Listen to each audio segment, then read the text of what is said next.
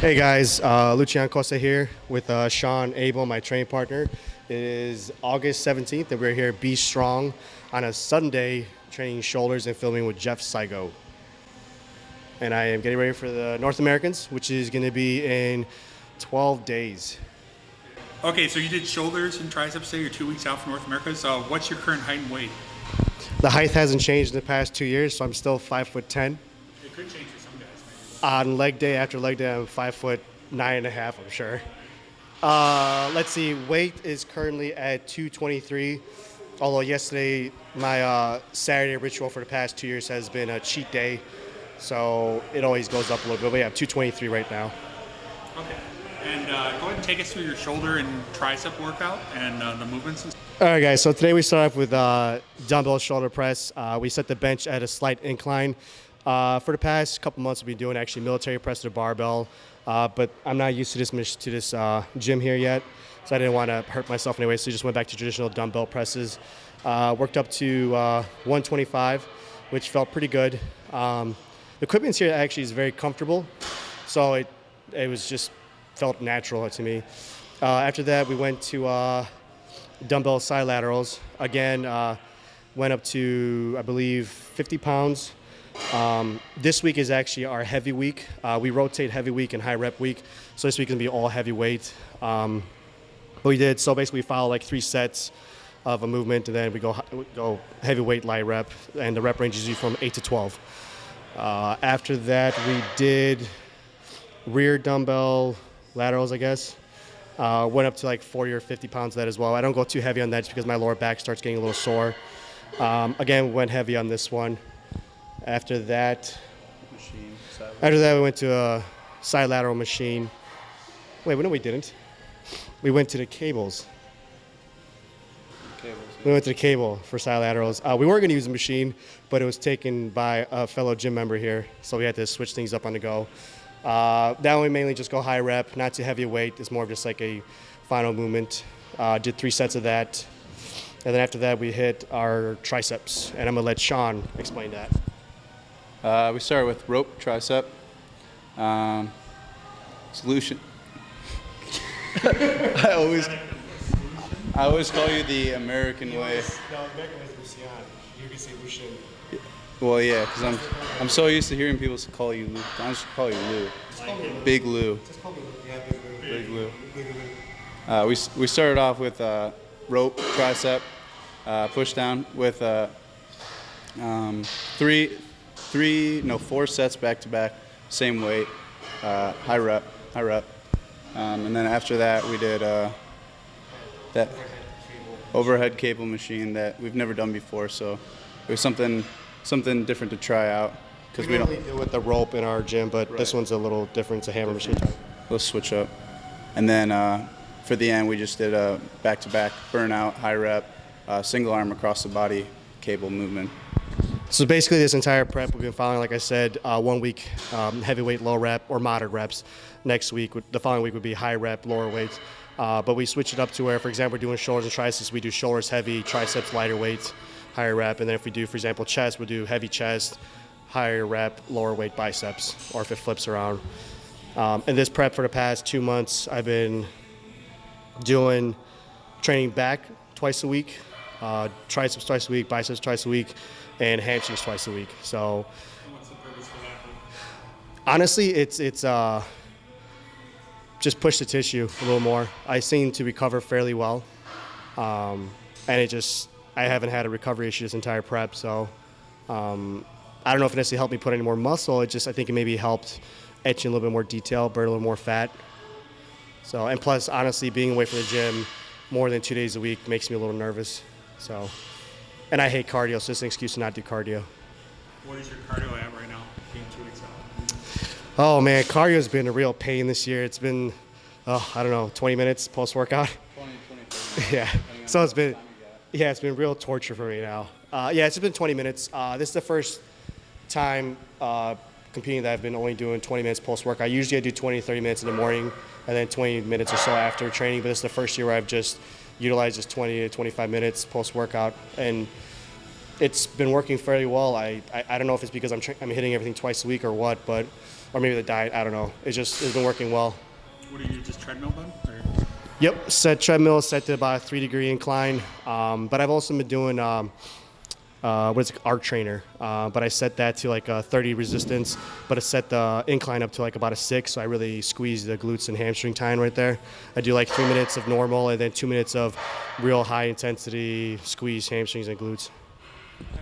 And what did you change this year, Bud, after, you know, since your last national competition? Like, what were things you changed going into the show as opposed to last year? Absolutely nothing. And that might be why I didn't improve that much from last year now. Like our original video, I talked about how I kind of got burned out last year, so it's been a road to recovery, I guess you could say. But the only things if I could change, I could say, is just I started training everything twice a week, or almost everything twice a week. And honestly, just being more smart about my body and listening to it more, not pushing anything too hard. No, I've just been more moderate with things. I just honestly just listen more to my body.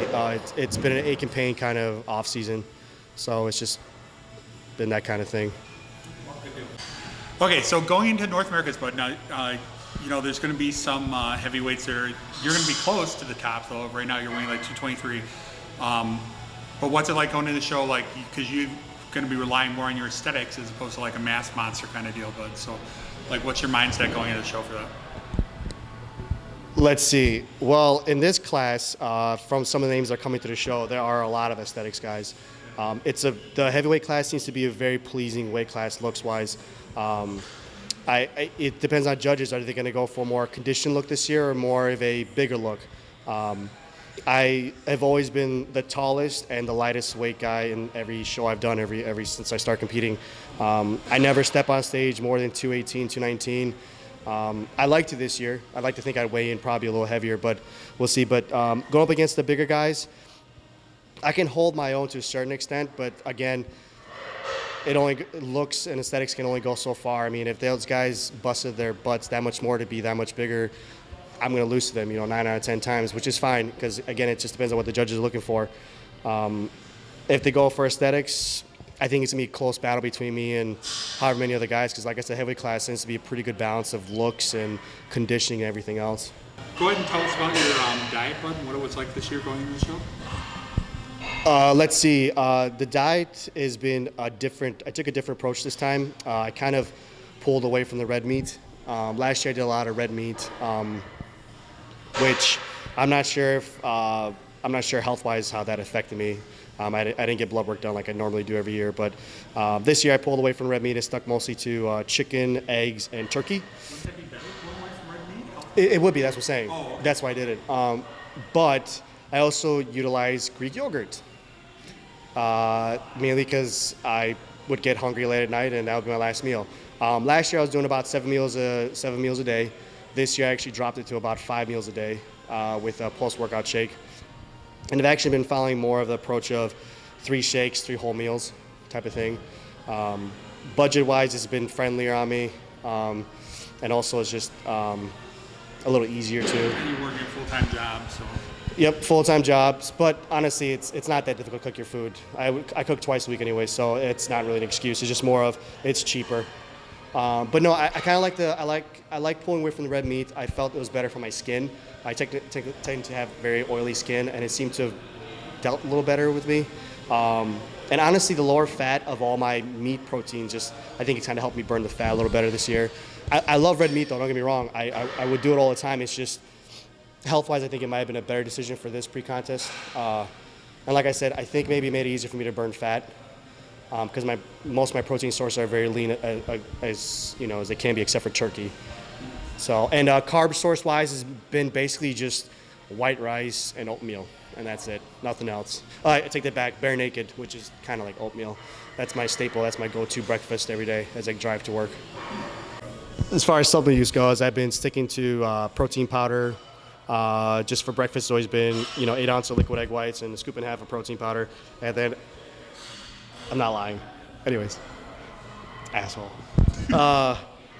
Let's see. And then I do a pre and post workout shake. I always did an intra, but for this contest, I pulled away from the intra just because the workouts have only been in like an hour, hour and a half tops. So it was just my pre workout would just be branch chains, shotgun, and glutamine. And then my post workout would be shotgun, yeah, Okay. VPX. And then my post workout would be a hydrolyzed whey protein and carbolin, and again glutamine. Those have been my staples of supplement use as far as that goes. Yes. Yeah, it doesn't bother you? I get heart palpitations. I'm very sensitive to caffeine. You're sensitive to a lot of things, though. No, the other thing I've been doing is taking probiotics every night. Going up, Yep, be regular. yep. I'm very regular, twice a day. Just the yogurt would throw me off. Really? Yeah, yogurt, probiotics, and the yogurt. Huh. Let me see. And I have done no vegetables this entire prep, which I'm very proud of. That's complete sarcasm. I've been doing V8 juice. V8 juice. It's close. It's close enough to vegetables. Sponsor you. I wish they would. Let's see. And then besides that, like I said, probiotic, a multivitamin, and then just regular fat burners, stuff like that. Yeah, that's it for supplements. Okay, so going into being 2 weeks out, but what were areas you think you brought up from last year that were possible, like weak points, or that you need to bring up from last year? Definitely my calves and back. Those have been my trouble spots since the beginning, mainly because, well, calves, I was just always lazy and just never trained them, or never trained them right, I should say. And I think I trained those probably about 3 times a week consistently. And then my back, like I said, that's always been a very weak spot for me, and still is. It's still, I don't have that density that a lot of guys get. I think that comes with age and just muscle maturity and all that stuff. But yeah, that's definitely been a spot I brought up.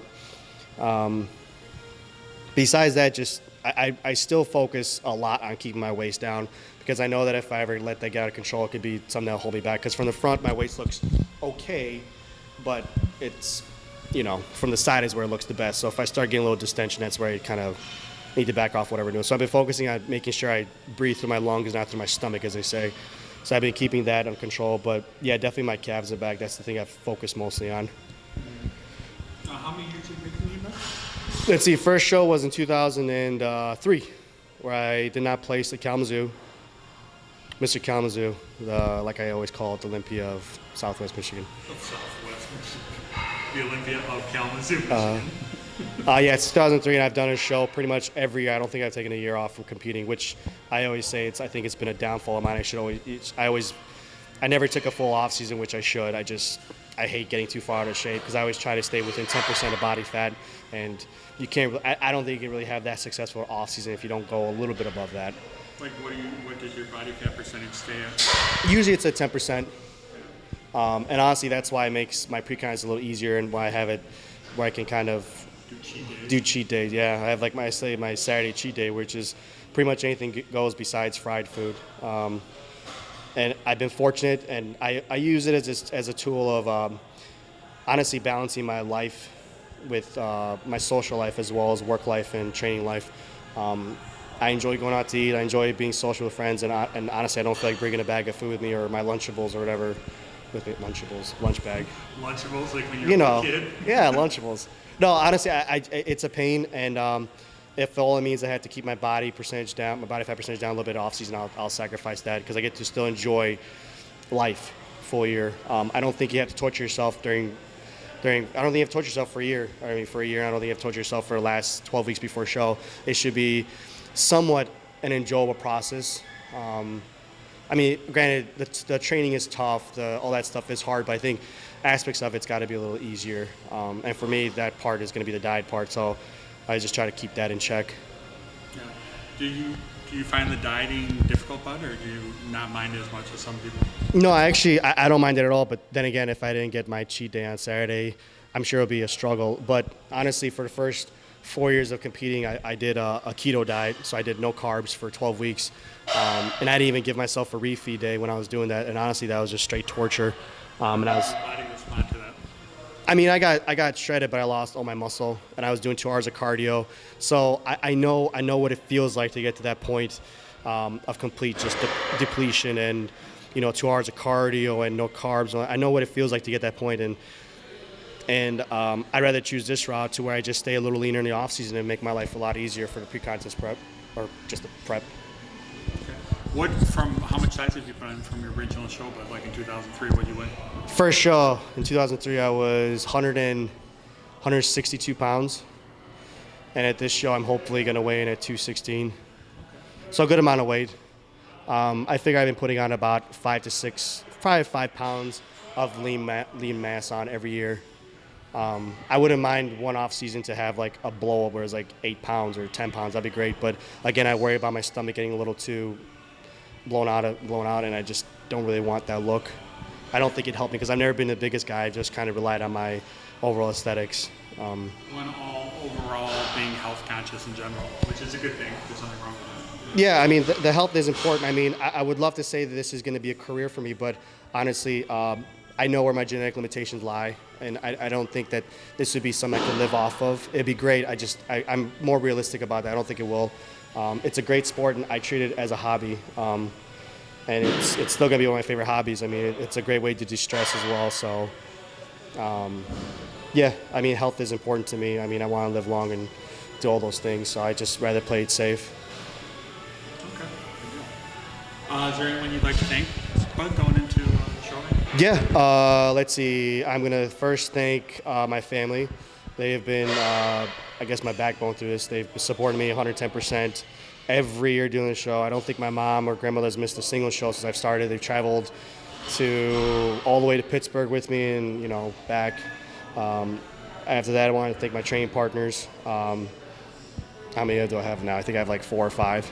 2 of them split off. They're doing their own thing now, but they're still a great part of my life. Let's see. Next to that, I want to thank my girlfriend. And then I want to thank 101 Fitness because they've just been great. They've been, again, a great support factor to me. And Ken Jackson, last month and a half, he's been helping with posing, kind of tweaking, kind of being my second eye. And also I utilize Tim Liggins and Hans van der Graan as well for second eye, just because it's been a different approach for prep. So the more eyes, the better. Not necessarily take their opinion, not to change things, but just to be like everything's on the right track. It's more of that kind of reassurance. Or if I do need to change something, they give me advice. And let's see. After that, who am I thinking of? Oh yes, Jeff Saigo, of course. Well, you already know how much you've done for me, so that's all that matters. Okay, well, we'll see you in 2 weeks out there. Hopefully everything goes well and you kick ass. Thanks.